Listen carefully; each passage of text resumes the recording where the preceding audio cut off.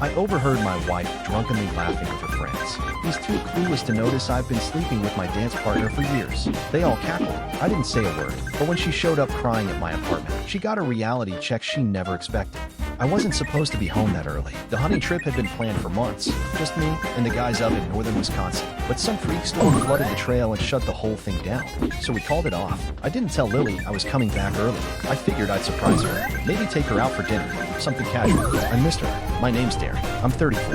I live in Eau Claire, Wisconsin, and I'm a civil engineer. Nothing flashy. I spend my days making sure bridges don't fall apart. Anyway, I pulled into the driveway just after 6 on Saturday. Our backyard string lights were already on, glowing soft against the fence. I could hear music playing, glasses clinking, laughter. Lily's laugh, loud and warm. It made me smile. I grabbed my duffel from the truck bed and was heading toward the front door when I heard my name. I stopped. Darren has no idea, Lily said, her voice high and a little slurred. Like, no clue. More laughter. Women. 3, maybe 4 of them. I should have gone inside. I should have made noise, opened the door like a normal husband. But something kept me rooted. Then she said it, clear as day. He's too clueless to realize I've been sleeping with my dance partner for years. My heart punched the inside of my chest. I froze, standing there behind the garage wall like a ghost. More laughter erupted. Someone choked on their drink. Another woman said, wait, what? Roman?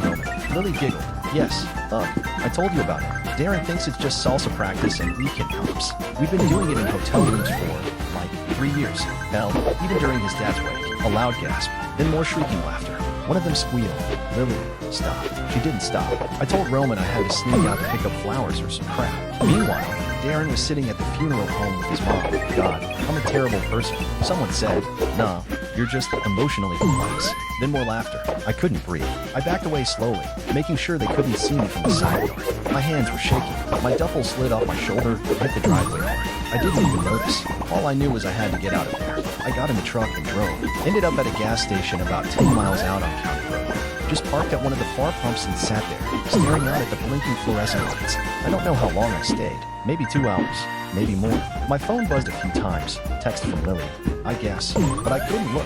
All I could hear was her voice, replaying over and over, too clueless to realize, even during his dad's wake. That was the moment something broke in me. Something that wasn't going to fix easy. Or maybe not at all. I ended up crashing at Elliot's apartment that night. I didn't even text ahead. Just showed up at his place around midnight with the same duffel bag I dropped earlier in the driveway. He opened the door in scrubs, half asleep, rubbing his eyes. Jesus, Darren, you look like hell. Yeah, I said. Can I come in? He stepped aside without asking questions. That's the thing about Elliot. He doesn't press until he has to. We've been friends since high school. He's a paramedic now. Seen enough ugly things to know sometimes silence is the right call. But an hour later, after I'd showered and sat on his cracked leather couch nursing a beer I didn't want, he finally asked, what happened? So I told him, everything. From the surprise return to the patio confession. Roman, the wake, all of it. He didn't say anything for a few seconds. He just stared at the floor, his hand resting on the neck of his beer bottle. Then he shook his head. Jesus, man, that's brutal. Yeah, I said again, because that was all I could manage. You're not going back there tonight, right? No. Good. Elliot stood up, went to the kitchen, and came back with his laptop. Then let's figure this out. And just like that, we switched from play to play. I didn't even know what we were planning yet, but something about Elliot's calm made me feel steady again. He made a list on a notepad. Questions like, joint accounts, shared lease, her passwords, his, backup phone photos. Did I suspect anything? That's when the memories started pouring in. Lily's new salsa obsession, how it had gone from a fun hobby to weekly late-night rehearsals. The hotel charges on our joint credit card. She'd said it was a bachelorette thing. A weekend girl's trip. The way she used to pull her phone away when she got a text, smile at the screen, then tuck it face down under a napkin. I remembered one night, I think it was in March, she'd come home wearing a hoodie that wasn't hers. She said she borrowed it from a friend. I didn't press. I should have. By 2 a.m., I was pacing Elliot's hallway, heart pounding, every memory now a red flag I'd ignored. Don't do anything yet, Elliot said. Don't confirm. Don't explode. Just gather. Be smart. Be methodical. I nodded. I don't want to be emotional. I want to be right. Exactly, he said. You want her to feel it, the way she made me feel it. So I stayed up the rest of the night writing things down, making a new plan in my head. She thought I was clueless. She had no idea who she was dealing with. The next morning, I went back to the house. Lily had already left for work. I didn't tell her I was coming. Didn't want a conversation. Didn't want tears or lies. I wanted facts. I wanted truth. Cold, undeniable. Humiliating truth. I started in the bedroom. Her nightstand drawer was a graveyard of secrets. I found an old iPhone she hadn't used in over a year. It was dead, but I charged it, waited, and bingo, she hadn't liked it. Messages, photos, calendar invites. Roman's name was all over it. One thread dated back almost 3 years. The first message said, "Still thinking about last night. You smell like coconut and guilt." I actually laughed. Bitter, ugly, too loud laughter. I kept scrolling. Hotel bookings, explicit photos. Miss you already. Mentions of me. 2. I was the traffic cone, apparently. Always in the way, but too dull to notice. I didn't stop. I opened her laptop next, which she rarely locked. Searched her email. Found receipts. Flights to Miami. Weekend hotels in Chicago. Booked while I thought she was at a dance competition. She used our joint credit card for most of it. The angriest part of me respected her audacity. I took screenshots of everything and uploaded them to a cloud folder labeled Phoenix. That was Elliot's suggestion. Said I needed a name for it. Something sharp. Something that meant destruction and rebirth. It felt right. Over the next few days, I moved like a ghost through our house. When Lily was at work or rehearsals, I was scanning old calendars, syncing phone backups, forwarding emails to myself. I even lifted her fingerprint off a wine glass so I could unlock her newer phone while she slept. I know how that sounds, but after what I heard on that patio, after what she did during my dad's wake, there were no rules anymore. I found a receipt from a resort in Door County, 5 nights, romantic suite. The dates? That was the week my father was dying in hospice. She told me she needed space to process things differently, that she was going on a solo yoga retreat. I believed her. I even drove her to the airport. Turns out, Roman met her there. There was a selfie of the two of them in a hot tub. Timestamped for the night, I stayed awake alone, holding my dad's hand while he struggled to breathe. I couldn't feel my hands for a moment after seeing that. I had to sit down on the bathroom floor and just breathe, count tiles, blink. Then I stood up and kept going. I started removing sentimental things from the house. My dad's watch, family photos, legal documents. I even took a box of letters he'd written me during college. Left behind only what was ours on paper, not at heart. I met with a divorce attorney that Friday. Her name was Miranda Greer, sharp-eyed and patient. She asked questions. Listen, didn't flinch when I showed her screenshots. You have more than enough to file, she said. And if there's a morality clause in your lease, clean up. She's cooked. She used our money to cheat on me, I said. Miranda nodded. Document every cent. We'll make sure the judge knows. And I did. I went through our banking app line by line. Champagne dinners, lingerie charges, even Uber rides to Roman's apartment. Thousands gone. Gone while I worked late to make mortgage payments. While I bought my mom groceries and sent birthday cards to Lily's nieces. I didn't cry. I didn't scream. I documented. Every lie she told me became another piece of ammunition. Every receipt was a nail in the coffin of whatever life we had left. And each time I added something to that folder, I felt not rage, not grief, clarity.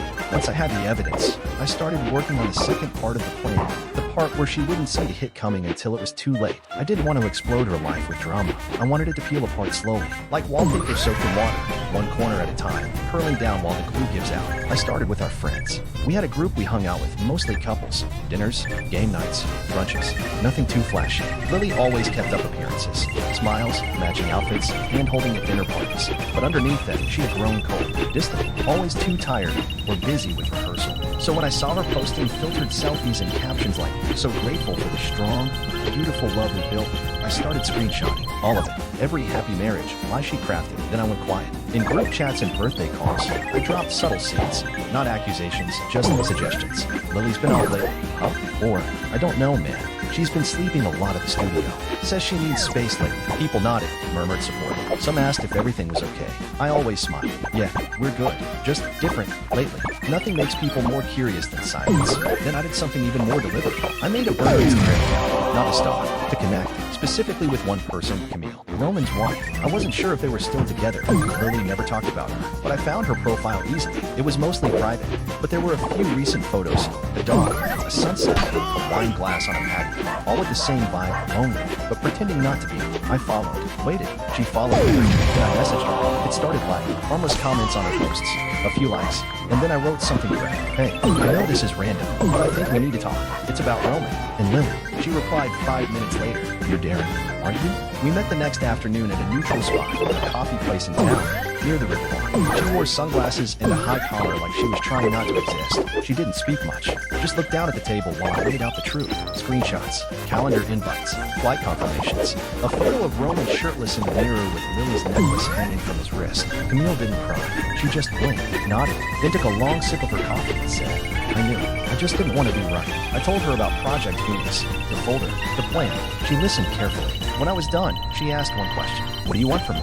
Nothing, I said, except one thing. When the time comes, I need you to be ready. Camille looked up then, finally meeting my eyes. I've been ready for years, she said. So we shook hands, not like friends, like survivors. And for the first time since that patio laugh, I felt the scales tipping. The day Lily had been obsessing over for months finally arrived, her gallery exhibition. A big, glossy event at a midtown space she'd been dying to get into. It was supposed to be the turning point of her career. Local artists, collectors, press, even someone from a lifestyle magazine came to scout. She bought a new dress for it, hired a freelance PR girl, and rehearsed her little speech about the transformative nature of color and movement at least a dozen times in front of the bathroom mirror. It was also the day I flipped the switch on Project Phoenix. I woke early that morning, earlier than I needed to, made coffee, took a shower, and sat in my new apartment, clean, quiet, already feeling more like home than the house we shared ever did, and stared at the screen of my laptop. I opened the folder. One last check.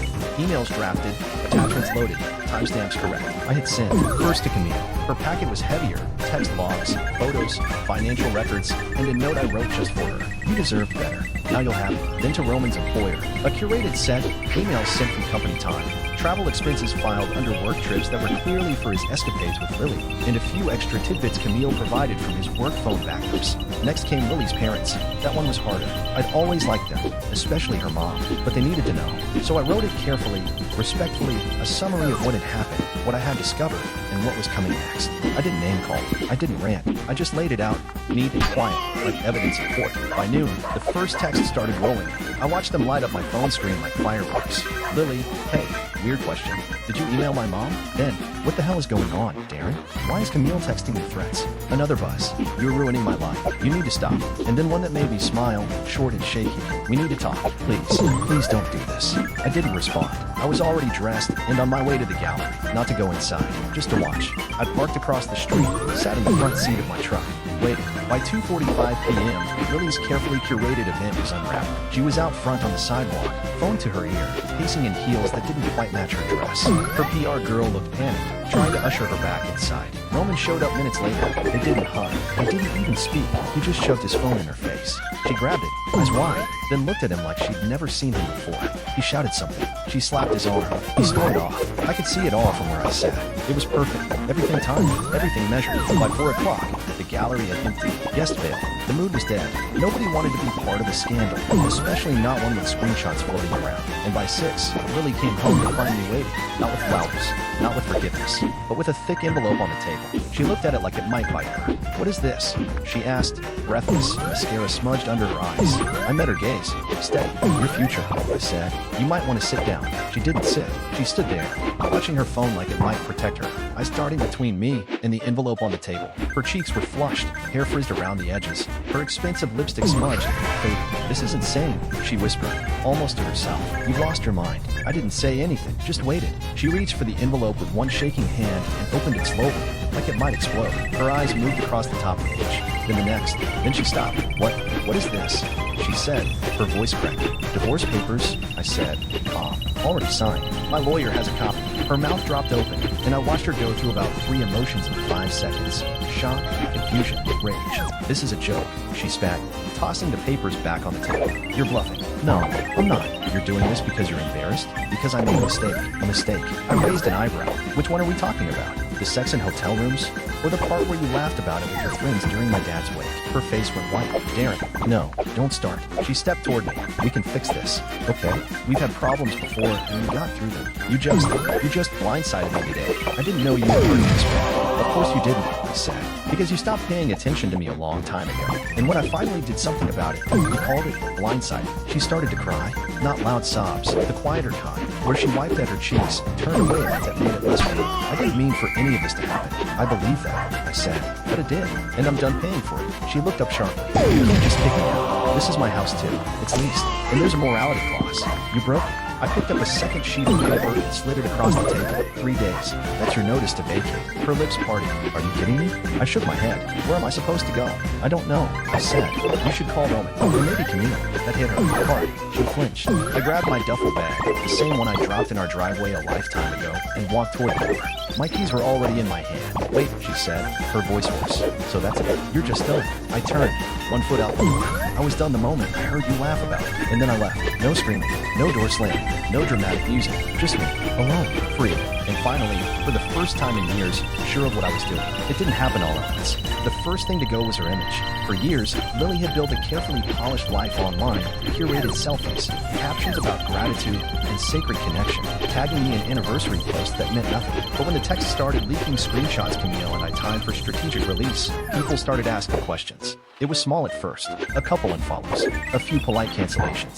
Then someone reposted one of the messages Lily sent Roman, the one where she joked about sneaking out from Darren's dad's funeral to get some real comfort. That one spread like wildfire. Within a week, her Instagram comments were filled with polite judgment, not hate, just slow, quiet rejection, the kind that hurts worse. Friends stopped replying to her stories. Group chats muted her. Even the dance studio, which had once posted about her being a valued mentor, quietly removed her name from the team page. Meanwhile, Camille didn't waste time. She filed for divorce, served Roman in public, a small but satisfying win. Word got around their office fast. Someone found the expense reports. HR got involved. Roman lost his job by the end of the month. As for Lily, she tried to hold it together. She posted a long caption one night about her healing and growth after betrayal, with a photo of a candle and a yoga mat. No one bought it. I didn't hear from her directly after I left, but I kept an ear to the ground. Friends sent me things. Mutuals gossip. Apparently, she reached out to some of our old couple friends, hoping for support. Most gave her polite distance. A few straight up ghosted her. The gallery space that hosted her exhibit? They pulled her next showing. Something about reputation risk. She tried to lean on her parents, but that didn't last. See, I had sent them the truth, not to punish her, just to explain. Her dad never responded, but her mom did. It was a short email. I'm sorry, I didn't raise her to be like this. You deserve better. I don't know what happened in their house after that, but a week later, Lily was no longer living there. I heard she moved in with her aunt. Small house, edge of town, no car. She had leased it under our joint name, and I turned it in. No job, she was taking time to focus on herself. I watched all of it from a distance, quiet, detached. I didn't celebrate, didn't cheer. I just observed. This wasn't revenge. It was gravity. When you spend years living off lies, eventually the weight pulls you down. And when it does, there's no one left to catch you. For the first time in over a decade, my life was quiet. No phone blowing up with half-truths. No late night worry if I was being paranoid or just ignored. No pretending that things were fine when I knew they weren't. I started therapy 2 weeks after the fallout. Elliot gave me the name of someone he trusted, a woman named Carol. Soft-spoken but blunt when she needed me. At first, I wasn't sure what to say. I don't know who I was married to. I told her. She nodded and said, then maybe it's time to get to know the man of this. So I did. I started cooking again. Real meals, not just microwave dinners for takeout. I bought groceries without anyone criticizing the budget or sneering at store brand labels. The first night, I made spaghetti with homemade sauce. I sat at my small kitchen table and ate in silence. It felt like peace. I joined a local cycling group. Nothing competitive. Just weekend rides along the trails, small talk, sunlight. It gave me something to look forward to, something that didn't involve screens or receipts or second-guessing everything I'd ever done. I painted one of the apartment walls blue, not because it matched anything, just because I liked it. Sometimes Camille and I met up. Just coffee, just updates. We never crossed a line, didn't even talk about Lily or Roman much after the first few weeks. We talked about books, places we wanted to travel, how quiet the house felt when it was finally your own. She said something once that stuck with me. You didn't destroy anything, Darren. You just stopped pretending it wasn't already broken. That helped. I started dating again, slowly, casual apps. One woman taught high school art, another was into hiking, a couple duds, a couple decent laughs. Nothing serious, and that was fun. I smiled more. I slept better. I kept the Project Phoenix folder in a safe at the back of my closet. One backup copy. That was it. I never opened it again. One night, I almost deleted it completely, finger hovering over the button, but I stopped myself, not out of revenge, out of memory. Because sometimes, letting go isn't about forgetting. It's about knowing exactly where you came from so you don't ever go back. And I wasn't going back. Not now. Not ever. It happened at a hardware store of all places. I was just grabbing a few things, a new power drill, some shelves I'd been meaning to hang in the apartment. It had been months since I'd seen her. I didn't expect anything. Didn't think I'd even recognize her. But there she was, a few aisles down. Shorter hair now, like she'd cut it herself. No makeup, baggy hoodie over leggings. Not the Lily I used to know, not the polished one from galleries and dance classes. Just small. She turned at the same moment I did. Froze. I could have walked away, pretended not to notice, but I didn't. I gave her a small nod. She took a breath, stepped closer. Then she said, "Hey." Her eyes scanned my face like she was searching for something that wasn't there. "You look good," she said. "Healthier." "Thanks." She hesitated. "Do you have a minute?" I didn't say yes, but I didn't walk away either. We stood near the end of the aisle, next to paint samples and clearance doorknobs, like two people who used to share a life, and now couldn't even share eye contact. "I wanted to say I'm sorry," she said quietly. "Not just for what I did, but for how I made you feel. For not seeing you when you were right in front of me." I nodded. Let the words land. "I don't expect forgiveness," she added. "I just wanted you to know I'm leaving town. Going to stay with a friend for a while. Start over." "That's probably a good idea," I said. She looked down at her hands, then back up. "I did love you, you know," she said. "I just didn't know how to love you right." I didn't respond. Not because I was angry. Because, for the first time, I didn't feel anything. Not pain, not bitterness, not even relief. Just quiet. We stood there in silence. Then I nodded once, polite but firm. "Take care, Lily." She nodded back. "You too." And that was it. We turned and walked in opposite directions. And just like that, the chapter closed, not with fireworks, not with tears, just with peace.